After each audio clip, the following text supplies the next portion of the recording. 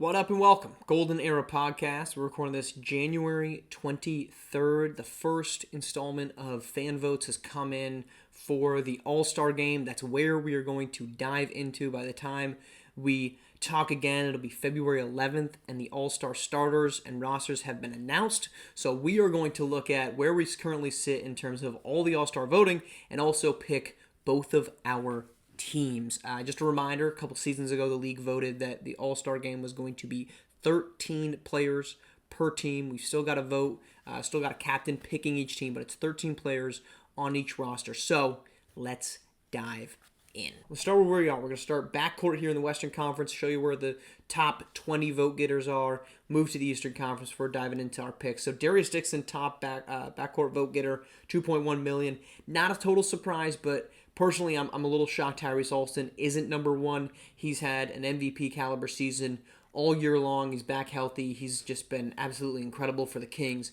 Javon Roll, Cade Cunningham, Kareem Robinson round out the top five.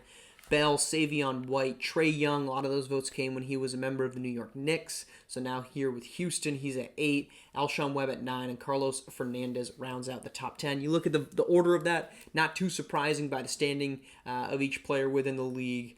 Western Conference frontcourt, though, no surprise at the top. Jacoby Cleaves, reigning NBA MVP. He has been phenomenal, especially lately. 30 points, 7 boards, 8.7 assists. Phenomenal basketball player. Very real chance, especially with the injury to Amari Swift, for Cleaves to potentially become a back-to-back NBA MVP. Where I'm surprised that Deontay Dixon is coming in at 4. He's been a better basketball player, I think, than Kuminga, if not ever so slightly.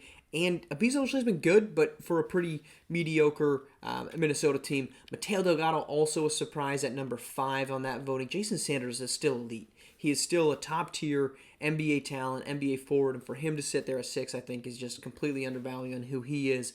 RJ Wallace, D'Angelo Ion, Darnell Gist, who's been a nice surprise for Houston at 21 years old, and Cameron Mercer round out the top 10. This is a very well-balanced conference, right? The Eastern Conference, who we'll get to, is super guard-heavy. The Western Conference, there's a very real line between who's elite and who's not. And it comes in at that 6-7 point in the voting for each side. The Western Conference picking starters is going to be pretty easy. The Eastern Conference, not at all. Let's head over there. Backcourt, Jalen Justice, 2.2 million votes. He's on top. Injuries are going to be playing a big role in this, but Brayton Reed, as it sits now, is second. Of course, he's not going to play in the All-Star game, so that moves Trey Hunter arbitrarily up to 2. CJ McCoy, Javon Stokes, Luka Doncic, Dwayne Qualls, John Morant, Jalen Green, Jonathan Malhieur are our top 10.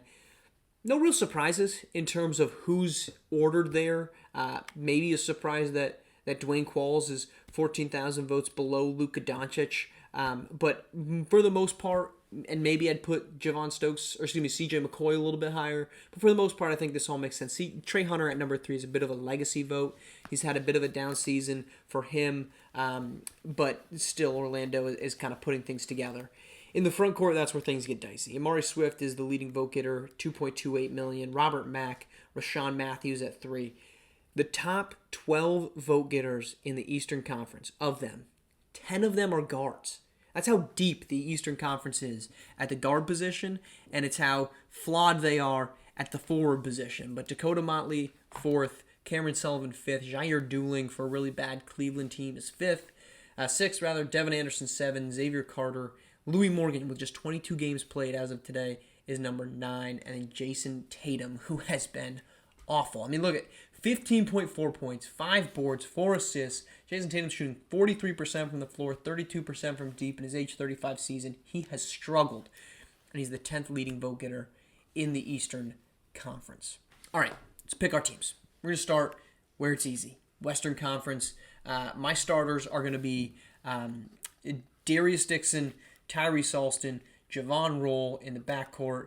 Front court's going to be Jacoby Cleaves and Deontay Dixon. Remember, the NBA, the voting structure is 2 backcourt, 2 frontcourt, and 1 flex. One guy that can be either. It's very reminiscent of today's NBA, where you'll see plenty of 3-guard lineups. But that's what I would do for my starters in the Western Conference. My reserves would be Abizo Ojale, Jonathan Kuminga, Cade Cunningham, Kareem Robinson, Tobias Bell, Savion White, Jason Sanders, and then for my last spot, I would take R.J. Wallace over Mateo Delgado. I think that's where the conversation's going to be for the 13th spot. Mateo Delgado has had a great scoring season. He's had a really positive season overall. He's shooting 46% from deep, 58% from the floor. There's not been anything bad about him, but I just like the defense that R.J. Wallace. Call this like a Draymond Green type of pick. I mean, 10, 11, and 6 with great defense. R.J. Wallace, that's just why he gets in there. He's impacting winning a little bit more. But that's me. I would not at all be shocked to see Mateo Delgado get spot number 13 on this roster. Now, where it gets tricky, Eastern Conference. So again, we're ruling out Brighton Reed, we're ruling out John Morant, and we're ruling out Amari Swift. So, my starters. In my front court, it's Robert Mack and Rashawn Matthews.